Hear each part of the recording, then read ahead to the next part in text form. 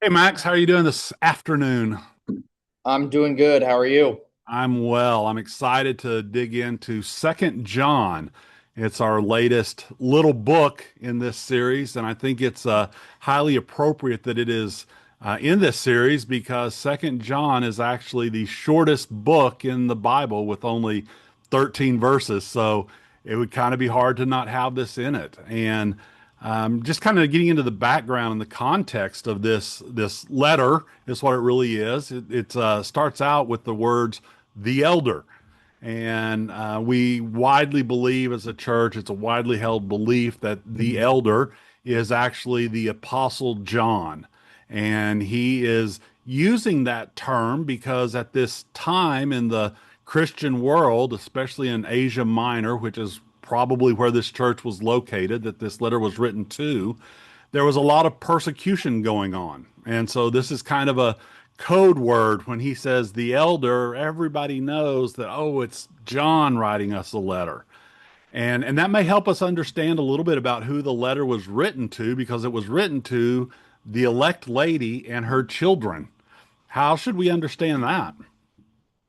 Yeah, there are basically two schools of thought. One option is that it is a literal lady, and it's a specific woman that has probably partnered with John in some way, serving in a church somewhere. And so John is writing directly to her. That's one school of thought. It would be the less popular Hmm. option, though it's absolutely possible.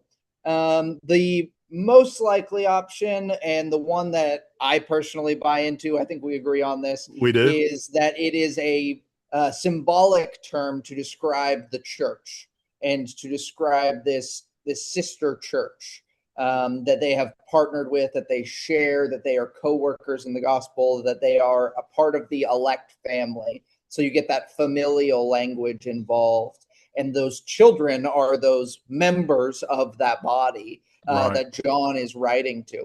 But really, no matter how you interpret who that audience is, whether it's a literal person or a church or the church that John is writing to, the message, that big message in this Hmm. little book, stays the same.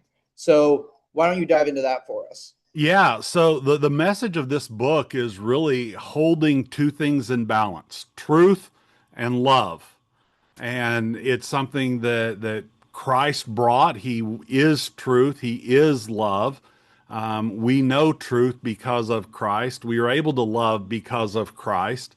And so it calls us as followers to hold these two things in balance. The particular situation with this church is that there were traveling teachers or preachers going around, and some of them were presenting a false gospel. Specifically, they were claiming that Jesus, the Messiah, did not come in the flesh. And John is telling them that we know that that is not true. And therefore, the loving thing to do is to not support their ministry. Don't help them spread those lies. Yeah, And where we have to kind of hold that same tension is not everything that we hear, everything out there in the world, even though it may sound Christian, they might use Christian words, they might talk about love and grace, and it might make you feel real good. But if it is not promoting and proclaiming a true Christ, it would actually be unloving to assist in promoting that false message. And what I actually love about this letter more than anything, I think, is that what John shows us is that holding on to both truth and love doesn't actually produce a church that is, skeptical of everything.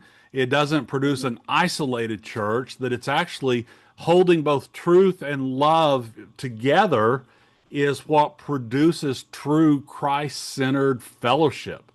And that yeah, ultimately it's through that truth and love in Christ and keeping him centered where our joy in fellowship is made complete. And so absolutely. this is both a bold claim and command to hold truth and love together. And it's also a warning against supporting false teachers. And so this is a great letter that, while it's very specific to a situation going on at the time, we can easily see what it calls us to do. And I'm looking forward to unpacking that this Sunday. Absolutely. Well, sounds good. I hope that everybody that watches this has had the opportunity to also read Second John. It won't take but a few minutes, so read it multiple times. Read it in different translations. Just kind of soak in it, and that'll help you be ready for this coming Sunday. So I will see you Sunday, Max. See you there. Have a great week.